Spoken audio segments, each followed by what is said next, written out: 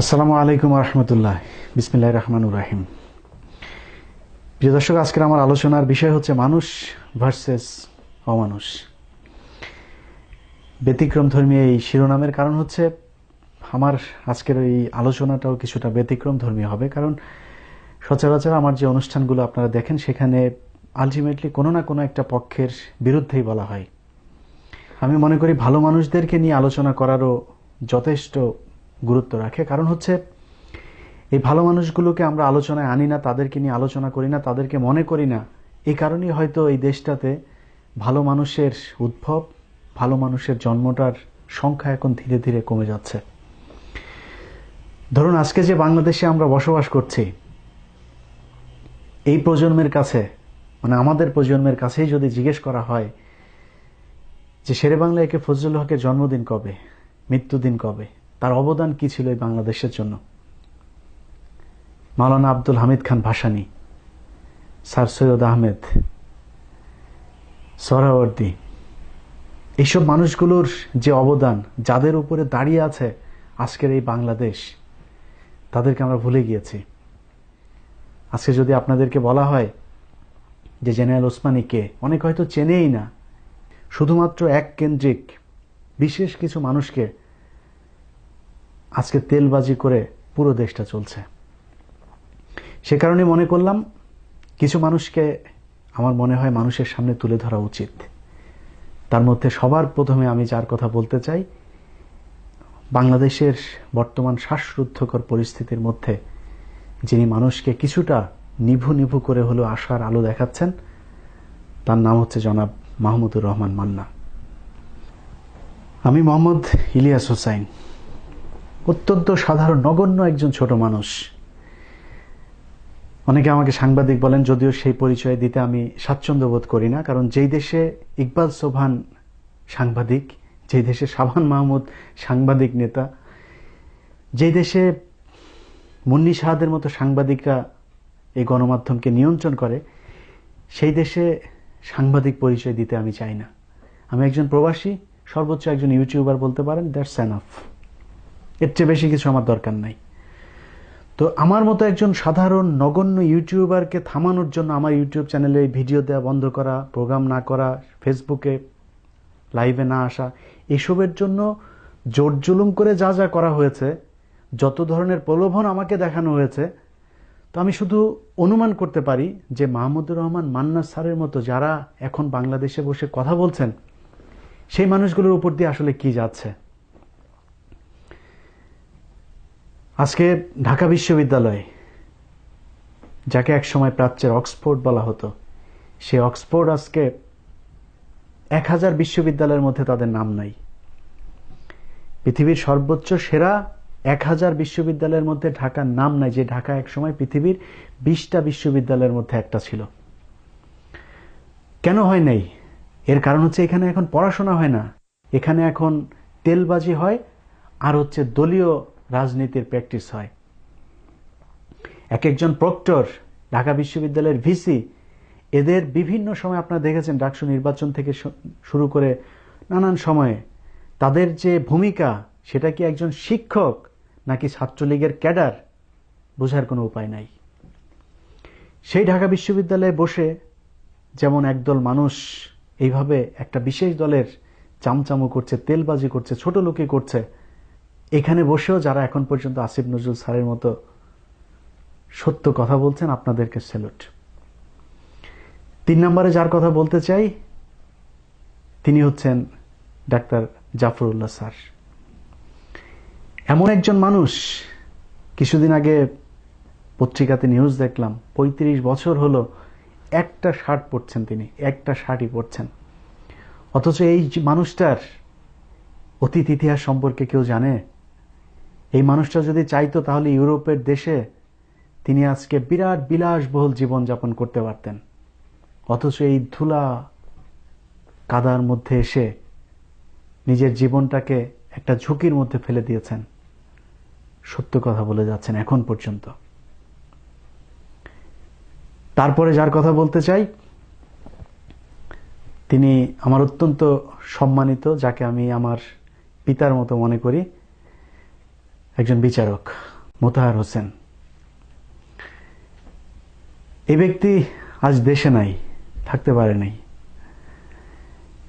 অন্য একটি দেশে গিয়ে তাকে নাগরিকত্ব নিতে হয়েছে।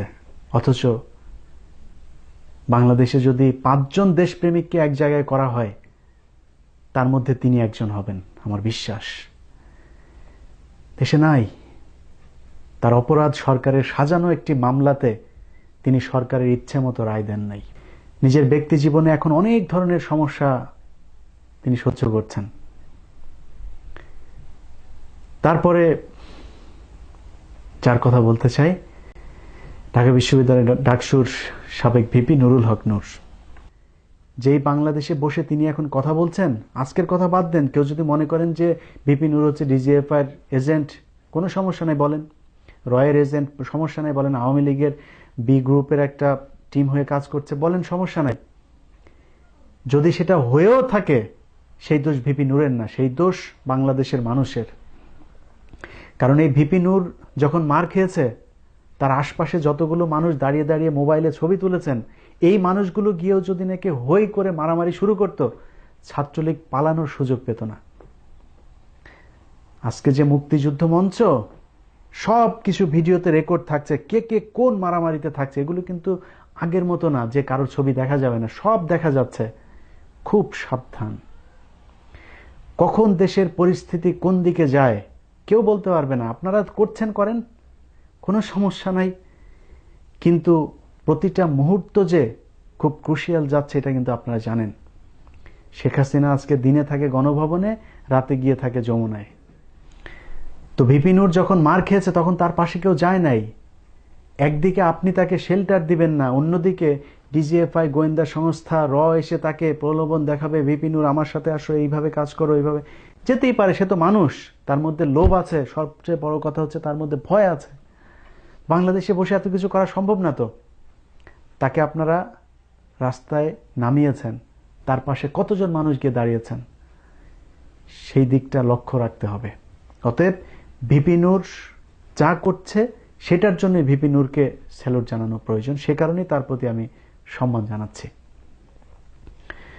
খুব ছোট করে আর কয়েকজন মানুষের কথা বলবো। অনেক মানুষের কথাই আসলে এই মুহূর্তে বলা যায়, সবাই কথা হয়তো বলতে পারবো না, মাফ করবেন।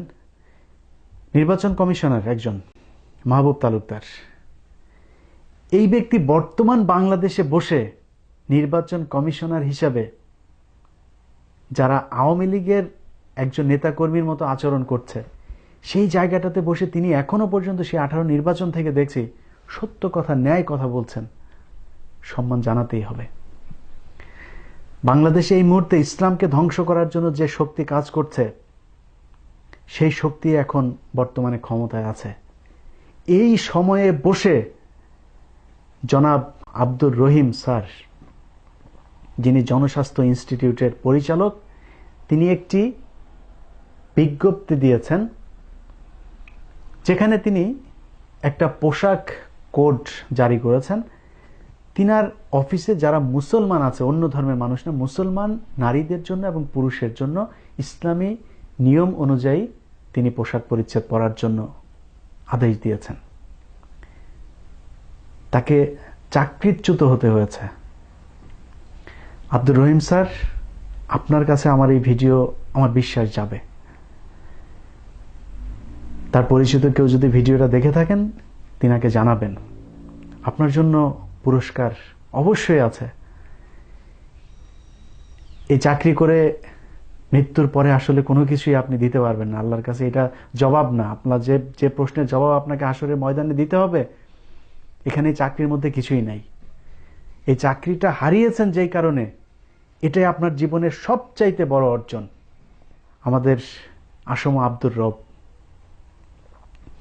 সম্ভবত তিনি গৃহবন্দী হয়ে আছেন, তাকে গোয়েন্দা নজরদারিতে রাখা হয়েছে। আমি যতটুকু আমার কাছে তথ্য আছে, সেই তথ্য অনুযায়ী বয়স হয়েছে, যে কারণে হয়তো তিনি অনেক ঝুঁকি নিতে পারেন না শারীরিক পরিস্থিতির কারণে। কিন্তু এই মানুষটা কিন্তু কখনোই সেই মুক্তিযুদ্ধ থেকে শুরু করে আজ পর্যন্ত পাকিস্তানের চোখ রাঙানিতেও তিনি কাঁপেন নাই, শেখ মুজিবের চোখ রাঙানিতেও তিনি কাঁপেন নাই, বিএনপির চোখ রাঙানিতেও তিনি কাঁপেন নাই, আজকের শেখ হাসিনার বা ভারতের রয়ের চোখ রাঙানিতেও তিনি কাঁপেন নাই। তিনি সব সময় সত্য কথা বলেছেন। আমার গত একটা অনুষ্ঠান আছে যেটা শিরোনাম হচ্ছে শেখ হাসিনার আশপাশেই সেই খুনিরা, সেই অনুষ্ঠানে আমি তার কিছু বক্তব্য দিয়েছি। তিনি 71 থেকে 75 যখন প্রতিটা মানুষ ভয়ে হোক আর নিজের স্বার্থের কারণেই হোক শেখ মুজিবের তেলবাজি করেছে, সেই সময়েও জ্বালাময়ী বক্তব্য দিয়েছেন এই আসম আব্দুর রব বাংলাদেশে গণতন্ত্রকে প্রতিষ্ঠিত করবার জন্য। সেই আসম আব্দুর রব আজ পর্যন্ত যুদ্ধ করে যাচ্ছেন। শ্রদ্ধা আপনার জন্য। হযরত জুনায়েদ বাবুনগরী, আমার দেখা বাংলাদেশের সবচাইতে ধর্মভীরু সৎ মানুষ আমি মনে করি, প্রমাণিত। অনেককেই হয়তো সৎ মনে করি, আমি জানি না তার ভেতরে কি আছে, কিন্তু পরীক্ষায় উত্তীর্ণ একটা ব্যাপার আছে না, সেই পরীক্ষায় উত্তীর্ণ হয়েছেন এই মানুষটা। হেফাজতের ঘটনা আমি খুব কাছ থেকে দেখেছি, কি কি হচ্ছিল, কি ঘটছে, এগুলো সব কাছে থেকে দেখা। সেই সময়েও এই আল্লামা জুনায়েদ বাবুনগরী কোনো বাতিলের সাথে মাথা নত করেন নাই। কোনো প্রলোভন তাকে নত করতে পারে নাই। তিনি অর্থ সম্পদ এর চাইতে তিনার যে ন্যায় নীতি সেটাকে উপরে রেখেছেন। ঠিক একই সময়ে আল্লাহ বেহেশত নসিব করুক জনাব আল্লামা শফি, তিনি তিনার জ্ঞাতসারে হোক আর তার অজ্ঞাতেই হোক, তিনার যে পুত্র আনাস মাদানী, এই কুলাঙ্গার আলেম নামের একজন জালেম, এই বদমাইশের কারণে যতজন হেফাজতের কর্মী সেদিন খুন হয়েছে তাদের বিচার হয় নাই। বাংলাদেশে হেফাজতের যে 13 দফা দাবি পেশ করা হয়েছিল, সেই দাবির সাথে আমার মনে হয় বাংলাদেশের প্রতিটা মানুষ একাত্মতা ঘোষণা করেছিল, কিন্তু সেটা বাস্তবায়ন সম্ভব হয় নাই। শুধুমাত্র এই আনাস মাদানী সহ তাদের কিছু অনুসারী আছে যারা সরকারের কাছ থেকে সুবিধা নিয়ে হেফাজতের রক্তের সাথে বেইমানি করেছিল। যাই হোক, আজকে বলেছি যে সমালোচনা করার চাইতে যাদের প্রশংসা করা প্রয়োজন তাদের কথা বলবো, যে কারণে আনাস মাদানীর কথা আর বললাম না। কিন্তু কওমি অঙ্গনে যারা আছেন তারা একটু সাবধান থাকবেন। এরপরে যার কথা বলতে চাই তিনি হচ্ছেন বদরুদ্দোজা চৌধুরী, মাহিবী চৌধুরী। এরা হচ্ছে বাংলাদেশের নব্য মির্জাফর। আরো কয়েকজন মানুষের কথা বলবো, বলেই শেষ করব। এনাম আহমেদ চৌধুরী, শমশের মবিন চৌধুরী, তাদের মতো কিছু কুলাঙ্গার আছে যারা বিএনপির সময় লুটপাটে ভাগীদার ছিল, আবার যখন বিএনপি ক্ষমতায় নাই, দেশের যখন ক্রান্তিকাল, তখন তারা নিজেদের সম্পদ আর নিজেদের জীবন বাঁচানোর জন্য শুধুমাত্র চুপই থাকে নাই, তারা এই বদমাইশ ভারতীয় রাজাকারদের সাথে হাত মিলিয়েছে। আচ্ছা, বাংলাদেশের মানুষ কি এত বোকা মনে হয় আপনাদের? আপনি সারা বছর সারাটা জীবন কাটালেন জিয়াউর রহমানের আদর্শ বুকে লালন করে, আর এখন এসে সরাসরি শেখ মুজিবের আদর্শ লালন করছেন। রাস্তা তো দুই দিকে, গেলেন কিভাবে? মানুষ কিচ্ছু বুঝে না, না করতেন কোনো কিছু। বিএনপির অনেক মানুষ আছে না, বিএনপির এই যে রুহুল কবির রিজভী থেকে শুরু করে ফখরুল ইসলাম, যত নেতা আছে, অনেক নেতা আছে না, জীবনের ঝুঁকি নিয়ে বাংলাদেশে বসবাস করছে, কথা বলতে পারছে না, অর্থ সম্পদ সবকিছু হারিয়েছে, চুপ আছে, যথেষ্ট। বাংলাদেশে বসে এখন কথা বলতে পারাটা এটা কত ঝুঁকিপূর্ণ সেটা আমরা জানি। চুপ থাকতে পারতেন অন্তত। এই বাংলাদেশে মানুষের বিরুদ্ধে যারা অবস্থান নিয়েছে তাদের পক্ষে আপনারা কাজ করছেন। এই মানুষগুলোকে চেনাতে হবে আপনাদেরকে। বাঙালি জাতি আবেগী জাতি, আমরা খুব বেশি দিন কারোর অপকর্ম মনে রাখি না। ধরুন আজকে আওয়ামী লীগ ক্ষমতায়, 10 বছর পরে এই আওয়ামী লীগের কথা কেউ মনে রাখবে না। 71 থেকে 75-এর কথা কেউ মনে রাখে নাই। ইতিহাস কিন্তু আছে, সেই ইতিহাস কেউ পড়ে না। এই সরকার আসার পরে 71 থেকে 75 কিংবা মুক্তিযুদ্ধ সব ইতিহাসকে বিকৃত করে মানুষের সামনে উপস্থাপন করছে। কেউ আজকে সোহরাওয়ার্দীকে চেনে না, কেউ মাওলানা আব্দুল হামিদ খান ভাসানীকে চেনে না, শেরে বাংলাকে ফজলুল হককে কেউ চেনে না। সবাই চেনে শুধুমাত্র শেখ মুজিব ছিল বাংলাদেশের একেবারে সবকিছু। সেই ছিল সেক্টর কমান্ডার, সেই ছিল মুক্তিযুদ্ধের সর্বাধিনায়ক, সেই মুক্তিযুদ্ধের ঘোষণা দিয়েছে। শেখ রাসেল, শেখ কামাল, শেখ জামাল ইনারাই হচ্ছে মুক্তিযুদ্ধের সেক্টর কমান্ডার ছিল, আর বাংলাদেশে কেউ মুক্তিযুদ্ধে অংশ নেয় নাই। তো চাপাবাজি করে আসলে বাংলাদেশে আপনি আবার ফের মিথ্যা রাজা সাজবেন, এটা আমি হতে দেবো না। এই কারণে আমি আপনাদেরকে মানুষগুলোকে চিনিয়ে রাখতে চাই। আজকে ব্যারিস্টার সুমন নিজেকে বিরাট সুশীল দাবি করে, আসেন না কথা বলেন না যে ভারতে এই যে সীমান্তে 2 জন র্যাবকে ধরে নিয়ে গেল সেটা নিয়ে। আসেন না একটু কথা বলি, বিচার ব্যবস্থা যে অবস্থা এটা নিয়ে একটু কথা বলেন। আপনি তো ব্যারিস্টার, আপনি ওইখানে যাচ্ছেন কথা বলছেন, আপনার বিচারালয়ের অবস্থাটা নিয়ে একটু কথা বলেন, দেখি কিরকম পারেন। সেটা নিয়ে কথা বলবেন না। আপনাকে প্রসিকিউটর বানানো হয়েছে আন্তর্জাতিক অপরাধ ট্রাইব্যুনালের, সেই অপরাধ ট্রাইব্যুনালটা কি স্বচ্ছ ছিল সেটা নিয়ে কথা বলতে পারবেন? আপনি আমেরিকাতে এসে বেসমেন্টের মধ্যে যায় তারপরে মিটিং করলেন যে আওয়ামী লীগ, আপনি একজন বড় আওয়ামী লীগার, আগে এত আওয়ামী লীগ করতেন না যতটা আওয়ামী লীগ করছেন এই প্রসিকিউটর হবার পরে। কোট আনকোট আপনার বক্তব্যটা বললাম।